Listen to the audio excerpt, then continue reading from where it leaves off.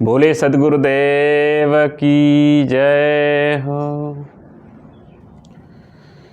ध्यान मूलम गुरुर्मूर्ति पूजा मूलम गुरुपदम मंत्र मूलम गुरुर्वाक्यम मोक्ष मूलम गुरु कृपा।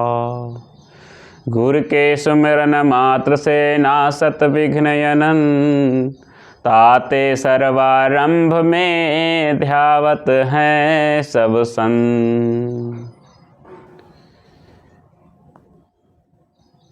आइए आप सबके बीच में कहते हैं हम सब रोज़ सुबह उठते हैं, दैनिक क्रिया करते हैं, जैसे घर की साफ़ सफाई करते हैं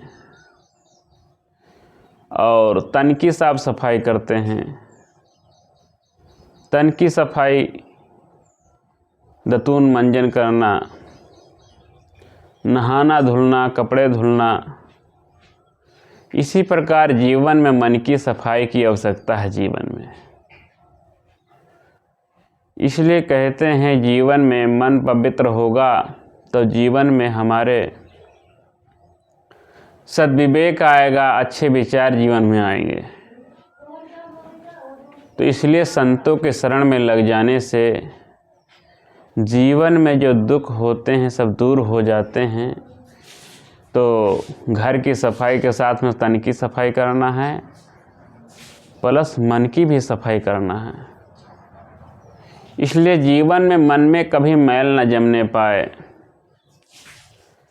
तो मन में मैल कौन जमता है? जीवन क्रोध ना आए, काम ना आए, वैसी ना हो जीवन में जिससे मन पवित्र से अपवित्र बन जाए।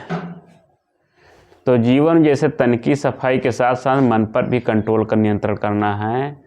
तो जीवन में हमको सजग रहना, सावधान रहना। जब तक हम सजग और सावधान नहीं रहेंगे तो जीवन कभी भी दोष आ सकता है। इसलिए जीवन मिला हुआ इसका सही ढंग से हम सदुपयोग करें, उपयोग करें। ये मनुष्य शरीर मिला हुआ बहुत ही कहते हैं मानुष तन जो मिला हुआ है अनेक जन्मों में भ्रमण करते करते हुए मिला है और ऐसे ही हम इसको खो देंगे तो मनुष्य शरीर पाने का क्या लाभ। इसको व्यर्थ में नहीं खोना है, इसको सही जगह लगाना है, चिंतन मन में लगाना है, भजन भक्ति में लगाना है। तो आइए सदगुरु कबीर साहब जी की रचना है, आपके बीच में रख रहा हूँ। संतन के संग लाग रे तेरी अच्छी बनेगी, संतन के संग लाग रे तेरी अच्छी बनेगी। अच्छी बनेगी बिगड़ी बनेगी, अच्छी बनेगी बिगड़ी बनेगी। संतन के संग लाग रे तेरी अच्छी बनेगी, संतन के संग लाग रे तेरी अच्छी बनेगी। हंसन की गत हंस जाने, हंसन की गत हंस जाने, क्या जाने कोई काग रे तेरी अच्छी बनेगी। कहते हैं हंस की रहनी हंस ही जानता है। इसलिए कहते हैं हंस की रहनी हंस। कहते हैं जो साधु होते हैं, सज्जन व्यक्ति होते हैं, तो उनके आपस में जब विचार मिल जाते हैं, एक हो जाते हैं, तो मन पवित्र बन जाता है। इसलिए कहते हैं हंसन की गत हंस जाने। जो हंस वृत्ति जिनकी होती है वो तो उनके विचार वैसे ही बन जाते हैं। इसलिए कहते हैं हंस रहनी बनाना। जीवन में हंस रहनी वही होता है मनुष्य जिसके अंदर किसी प्रकार की कोई वैसी लोलुपता नहीं होती है और जीवन में किसी मन को निष्काम, निष्क्रोध, निर्लोभ, निर्मोह बनाए रहते हैं, तो वही हंस दशा होती है। इसलिए कहते हैं और क्या जाने कोई काग रे। काग कहते हैं जो पाता है खा लेता है, किसी प्रकार जीवन में उसके कोई संयम नहीं, नियम नहीं होता है। और इसी प्रकार बहुत ऐसे मनुष्य होते हैं जो पाते हैं जीवन में खा लेते हैं, पी लेते हैं, किसी प्रकार क्या खाद है, कुछ उनके जीवन में विचार नहीं है। तो ऐसे मनुष्य के संग में लगने से हमारा जो मूलधन होता है, जो अच्छे विचारों की, वो भी गलत मार्ग में जा कर के वैसी विचार के दुष्ट प्रवृत्ति के विचार आ जाते हैं। इसलिए कहते खान पान दूषित हो जाते हैं, व्यवहार दूषित हो जाता है। इसलिए जीवन में हमारे सत्संग का बहुत बड़ा प्रभाव होता है। इसलिए कहते हैं जैसा जीवन संग करेंगे उसी प्रकार हमारे जीवन पर वैसा प्रभाव पड़ता है। इसलिए संगत ऐसा जीवन होना चाहिए जिससे मन पर अच्छा प्रभाव पड़े, अच्छा छाप पड़े। तो इसलिए कहते हैं दारू पीने वाले के संग करेंगे दारू पीने की आदत पड़ जाएगी, बीड़ी पीने वाले के संग करेंगे बीड़ी पीने की आदत पड़ जाएगी, और जुआ खेलने वाले व्यक्ति जुआ खेलने की आदत पड़ जाएगी।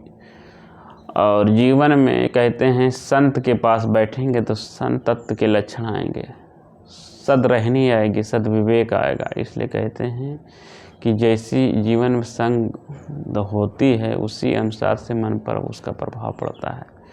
तो इसलिए कहते हैं जीवन में क्या खाद है, कौवा होता है और जो पाता है खा लेता है, किसी प्रकार वैसा उसके अंदर विचार नहीं आता। इसी प्रकार उसी प्रवृत्ति के मनुष्य होते हैं, सर्वाहारी मनुष्य हैं, जो पाते हैं खा लेते हैं। जीवन में मनुष्य बहुत बड़ा जघन्य अपराध करता है, जीवों को मार करके अपने पेट को कब्रिस्तान बनाता है। तो ऐसे जीवन से मनुष्य को चाहिए कि जीवन को में खाने के लिए तरह तरह के साग सब्जी, हरी हरी साग सब्जियाँ हैं, फल है, फ्रूट हैं, ड्राई फ्रूट से लेकर के और सेब संतरा हैं और भी तमाम प्रकार फल फ्रूट हैं, अन्न है, दालें हैं। इनको खा करके शरीर को बलिष्ठ बनाया जा सकता है, लेकिन इनको छोड़ करके क्या खा रहा है मनुष्य, इसलिए कहते उस पर भी जोर दिया गया। इसलिए कहते हैं हम संतों के संग में लगेंगे, जीवन में सद रहनी आएगी, सद विवेक आएगा। तो उसी के प्रभाव दर्शाया सदगुरु कबीर साहब। सदगुरु कबीर साहब के अंदर बहुत बड़ी चिंता थी समाज को लेकर के। कहते हैं हिंसा करता क्रूरता का अंत हो जाए, विश्व के मानवों की बुद्धि शुद्ध हो जाए। जितने संसार विश्व के मनुष्य सब शुद्ध हो जाएं, हिंसा है, पाप है, और जीवों के ऊपर जो हिंसा की भावना उठती है वो भी समाप्त हो जाए, और कटुता जो कड़वाहट बनी रहती है विचारों में, व्यवहार बढ़िया बन जाए। तो ये सब भाव लेकर के कबीर साहब ने इस बात को आज के 500-600 साल पहले बात बताई थी। आज भी उनकी बातों में चमक वैसी ही बनी हुई है। आगे उनके विचारों पर लोग बहुत काम कर रहे हैं संत महात्मा। तो संतन के संग लाग रे तेरी अच्छी बनेगी, अच्छी बनेगी, बिगड़ी बनेगी, अच्छी बनेगी, बिगड़ी बनेगी। संतन के संग लाग रे तेरी अच्छी बनेगी। हाँ, संतन के संग में पूर्ण कमाए, संतों के संग में पूर्ण कमाए। बहुत जन्म कै पूर्ण उदय भयो, बहुत जन्म कै पूर्ण उदय भयो। होए बड़ो तेरो भाग रे तेरी अच्छी बनेगी। यानी संतों के संग में लग जाना, संतों के संग में पुण्य कमाई है, उनके संग में लग जाना। अनेक जन्मों के संतों के संग में पूंजी है, उनके संग में लग जाने से वो पूंजी तुमको मिलेगी जीवन में। तो बहुत जन्म के जो हमारी पूर्ण उदय होती है, संतों का संग मिलता है, संतों के विचार मिलते हैं। तो उन विचारों को सुन करके हम उसका इग्नोर न करें, जीवन नज़रअंदाज न करें। तो जीवन में इग्नोर बातों को लेकर हम करेंगे तो अपना ही जो जीवन को उस बर्बादी की तरफ ले जाएंगे। इसलिए कहते हैं जो संतों को जैसी लागी ओर की वैसे निभाए छोड़। जीवन में जैसी लगन हमारी पूर्व में हो वैसी लगन अंत में होनी चाहिए, बराबर वो बनी रहनी चाहिए। तो उसी प्रकार संत महात्मा जो होते हैं, जितने भी संत मनीषी हुए हैं धरती पर, इस भारत धराभूमि पर, सभी ने अच्छे उपदेश दिए हैं, ज्ञान वैराग दिए हैं। तो उनके विचारों को, उनके इतिहास को सुन करके हम भी वैसा जीवन अपना बना सकते हैं। तो जैसे हुई मीरा हुई, सबरी हुई, उनका भी उल्लेख आया है इसमें। तो जन्मों का जो हमारा पूर्ण उदय होता है, संतों का संग साथ मिलता है। तो इस कीमती समय को, एक कीमती जन्म को हमको व्यर्थ में, प्रपंच में, व्यर्थ विवाद में नहीं खो देना है। इसको हमको सभी काम करते हो, जीवन का सब काम करो, आधा घंटा 1 घंटा समय निकाल करके जीवन में संतों के संग में बैठना चाहिए, उनके विचार सुनना चाहिए। तो श्रोता वक्ता जो साथ में बैठते हैं आमने सामने, तो विचार बढ़िया उठते हैं। इसलिए कहते हैं, हाँ मीरा की बन गए, सबरी की बने गए, मीरा की बन गए, सबरी की बने गए, गुरु सुमिरन बैराग रे तेरी अच्छी बनेगी, गुरु सुमिरन बैराग रे तेरी अच्छी बनेगी।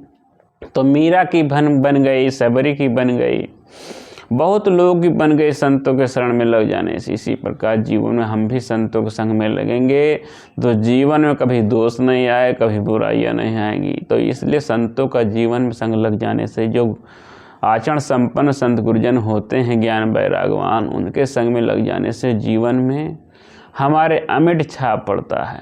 तो जीवन हमारा अमृतमय बन जाता है। हाँ कहाँ ही कबीर सुनो भाई साधो, कहाँ ही कबीर सुनो भाई साधो, राम भजन में लाग रे तेरी अच्छी बनेगी, राम भजन में लाग रे तेरी अच्छी बनेगी। राम कौन है? जो हमारे सबके हृदय में निवासी है, जो हृदय में रम रहा है, उस राम को पहचान करना। वो राम जो राम थे अयोध्या निवासी, उनके अंदर राम रमा था।